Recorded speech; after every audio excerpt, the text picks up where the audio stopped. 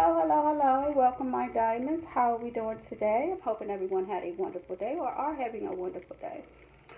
Before I get started on the story, could you hit the subscribe button and click the like button so that we can keep this my channel up and going and so forth.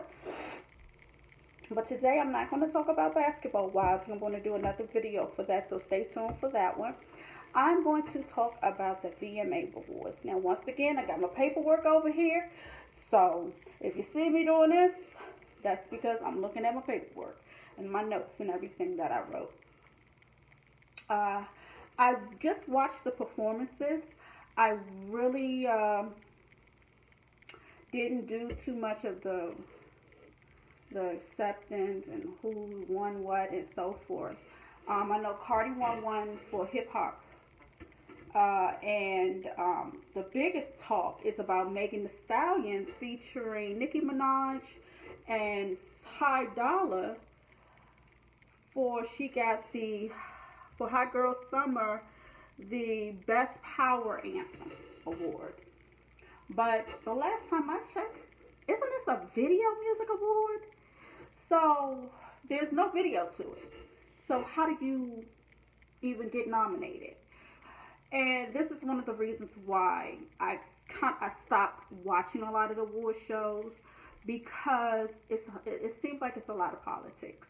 And I'm just like, if they're good, they're good. They should have won. If they're not, they're not. This song just came out. How the heck did it get in there that quick? I remember when I was growing up and all these other award shows, if it didn't get in, they just, according to Nikki, on her podcast and Joe Budden's podcast, not podcast, her show, Queen Radio, and Joe Budden, she said her and Megan Thee Stallion, Ty Dolla, did this just recently. So how did they get into the VMA Awards? If you know more about it, correct me if I'm wrong, but it usually takes a little bit more time before you get if it's a certain time that you have to submit your video and so forth. And this award is pre-recorded, and so I'm just trying to figure out what's going on. And this is why I stopped watching the award show, because it seemed like it's a lot of politics, and I don't got time for that, honey. Then we want to talk about the Missy Elliott performance.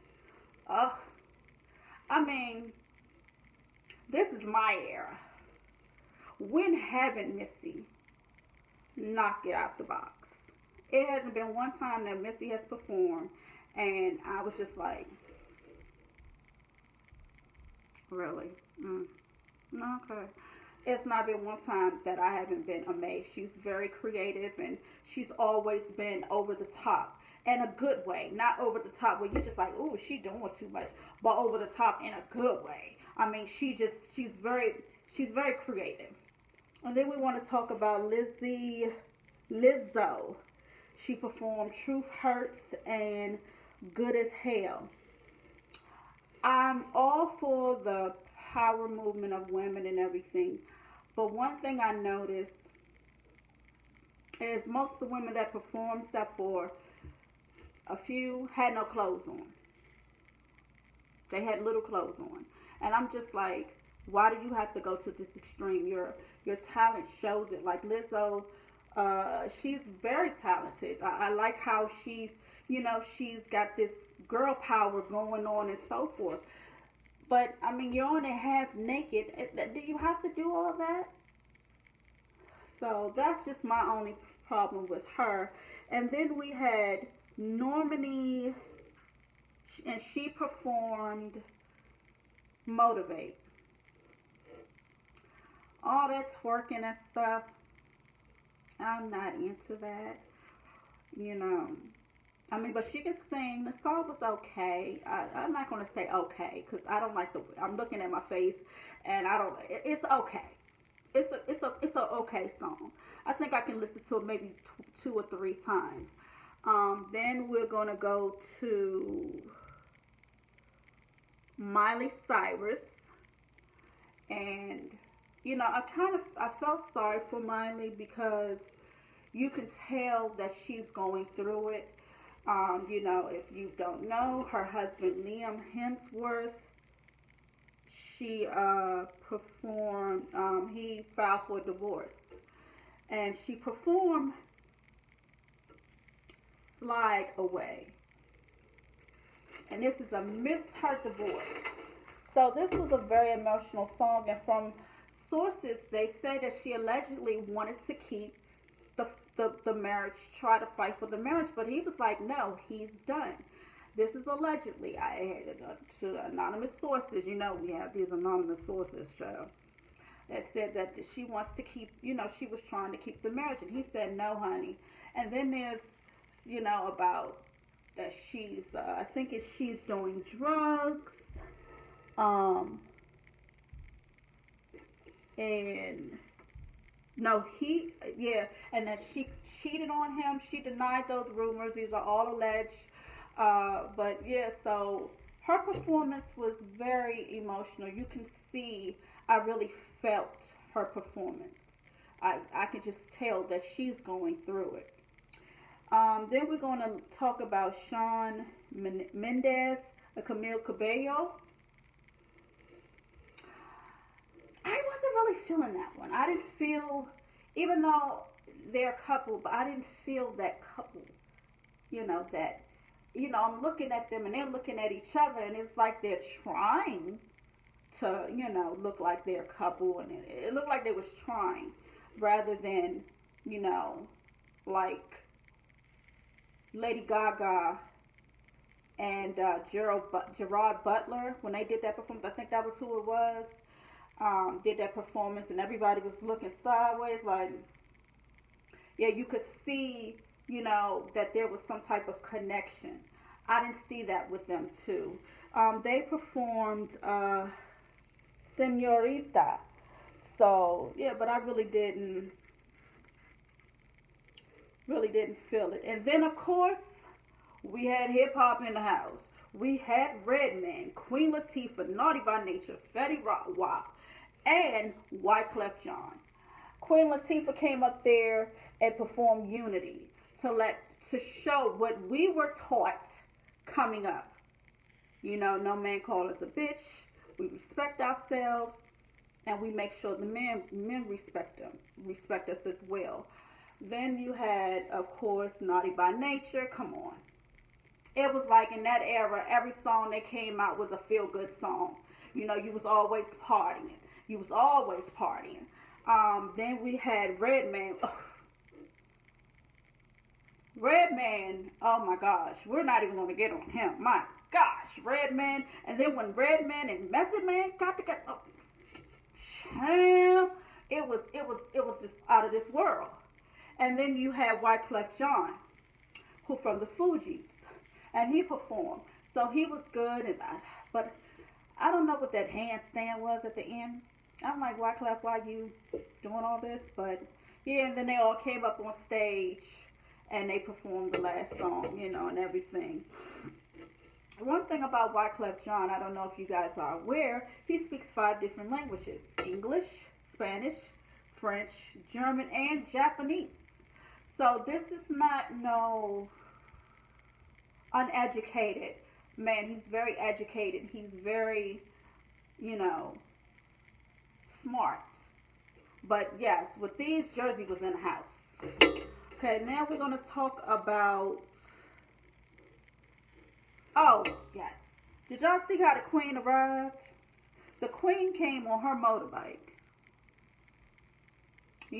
That's Latifah. I forgot about that. I had to stress that. Then Taylor Swift. I'm not really a big fan of her. She has some songs that I like and here and there that I like, but I'm still looking at her kind of funny when she lied on Kanye West. And Kim Kardashian had to actually play the tape of her saying one thing and she came out and said another. So I'm kind of looking at her kind of funny. You know, um, she performed "You Need to Calm Down and Love Her." Then we got Megan Thee Stallion who performed Hot Girl Summer. Like I said, where's her clothes? You're twerking. You're not a stripper. No, I think, was she a stripper? Let me know in the comments. But you're not a stripper anymore. So what are you doing? I mean, everybody wants to twerk and everything. Um, then we had Little Nas X perform Panini. Oops. Panini. It was very futuristic. I like that. He's not much of a dancer, so I would recommend for him to, try not to dance too much. Uh, but I did like the dancing, but I just don't think that he should have really been participating, but so much because he's not really a good dancer. And then we talk about the Missy Elliott tribute. You had Justin Timberland, Lizzo, Sierra, Pharrell, uh, Lil Kim, among others. It was these two. I don't know who they were, but everybody was talking about how Missy was and how creative she was and so forth and so forth. And Timberland said how she put VA on the map. They brought the not on the map, but she put the VA sound. So I've always been a Missy Elliott fan. I mean, the first time I heard one of her songs, I was just like, and then it just caught on, and then everybody started liking it. It was just one of them songs, like, what? Huh? Huh? I'm trying to think of what song it was. I think it was Get Your Freak On. Everybody, no, it wasn't Get Your Freak On. It was one of those songs, and I can't think of the name of it because I got a brain freeze. But it was one of them songs that she did, and everybody was like, and then it just started getting catchy. Everybody started dancing to it and partying to it, and everybody, it just became a hit. So Missy Elliott, legend. No ands, ifs, buts about it. That girl was very creative. That was when, in our era, you had to have lyrics. You had to be able to rap. And I don't mean to sound like a hater because I like a lot of this new generation music and so forth. But some of y'all are not lyricists. Let's just put it out there. The beats are good, and who I'm loving now is the baby because he brings back that old type, even though he's, his own thing, but he brings back rap as it used to be. I'm going to tell you, back in the day, if you couldn't rap and you had a good beat, you was considered a one-hit wonder because we didn't like you after that. You could not come up here and just be rapping beep bop beep bop bop beep bop bop bop and think you're going to sell. No, it didn't work with us. But, I have an open mind. I'm looking, like I said, I like a few of the new generation and the new rap that's coming along, but some of them, I'm just trying to figure out how the hell did they get a contract? I'm like, damn, I can go out here and do this. Back in the day, you had to really have talent to do that. But now you can just come up with something, rap about the flowers, my flowers on the table, and just have a nice beat, and people will like it. Then we're going to talk about Jonas Brothers. I'm not really a big fan of them either. But I love how they were very very into the crowd. They grabbed people's hands. They were into their fans and everything. How some people just walk past the fans. The fans got their hand out and they just walk past the fans. Don't even touch their hand or anything. They were very into their fans, and also, was they lip syncing? It looked like they were lip syncing. But, I mean, I don't know. Then we want to talk about Bad Bunny and J Balvin. They performed Que Pretendes. I see where they're going. I love the creativity, but they were kind of bland. They weren't active enough for what they created. they created this thing, and they, they weren't very active enough, and I think they should have been a little bit more active. That's just my opinion. It was a little dull for what they had, but I see where they were trying to go with it, but it just seemed a little dull. You know. The next performance we're going to talk about Rosalia featuring Ozuna. Let me tell you something. I love Ozuna. Ozuna, I said Ozuna. Ozuno, I mean Ozuna. I love that cute little boy. He is so cute. And I love how he sings. And she performed numerous of songs. I love the first song, but the second one, I wasn't all that, you know, into like that. Then we want to talk about Ava Max, Torn and Sweet, but Psycho. Torn and Sweet but Psycho. I'm sorry. I don't know who she is. It was okay. It's nothing to, throw bells about, but it was okay. But last and not least, last one I looked at was CNCO. They did They Said Oh. It was cute. They did most of their performing on the red carpet. They did a lot of things. So I thought that was a little different. They finally went up on the stage, but they did a lot of the things that, was red carpet. They did a lot of their little moves and everything, and they were interacting with the crowd too, and I like that. So overall, I would give this MTV Music Award, I would say out of 10, I would give it a 7. And that's because Missy and Queen and all of them was on there. Um, yeah, I give it about a 7. Y'all tell me what y'all think. What do y'all give this award show? Let me know in the comments. Once again, thank you for tuning in. Have a good one. Have a blessed one. And I will see you next time. Bye-bye.